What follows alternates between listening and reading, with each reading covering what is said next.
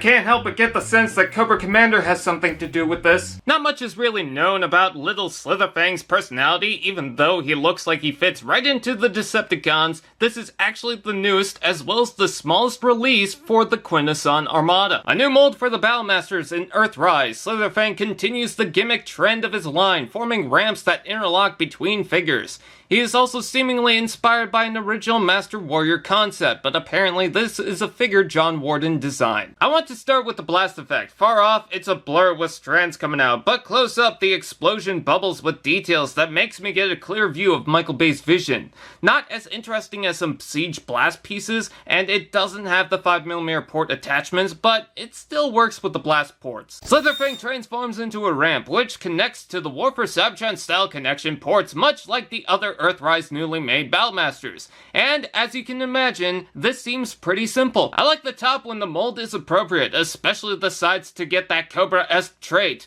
I guess they tried to do the same with the head, but you can't fool me. I would, however, be intimidated when driving on a bridge and suddenly seeing a snake head open from the ground. Nothing wrong with some vibrant dark trans purple among a mostly smooth yet detailed surface. Well, unless the head chunk needs a gap. That is, until you find the tread and kibble at the bottom. At least it's not some guy again. There's a few blast ports for blast effects, and it snaps in to expand the bases. Oh, sorry, did I say this was a ramp? Obviously, you flip down the peg, plug it in with the awkward looking port, don't worry, you can get leverage on it, and it's a shield! Please accept that this is a shield. The peg is off center, which might be either a problem or a benefit. Again, it's dumb, silly, just an excuse, but at least more Transformers get that purple color. I feel conflicted. Well, as another entry into the additions, it works as a ramp, especially if you've got some villainous characters you're trying to bring together. I would prefer the head to hide somewhere, but otherwise, it's not bad. Robot mode.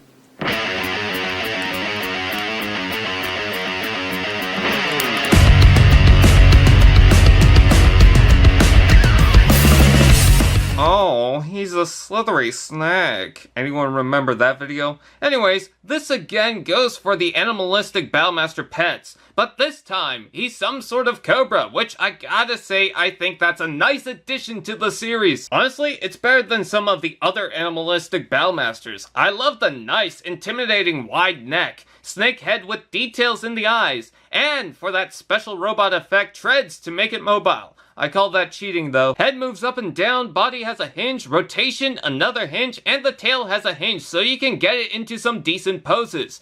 Too bad he doesn't have a mouth, just a porthole underneath. Combine that with the peg on the back, bring in a weapon, and... I know this is dumb, but why do I fear it? You will be enticed by light piping. I love the motion the rotational joint gives, just adding a bit of life into the motion. Also, it's small enough so you could do this.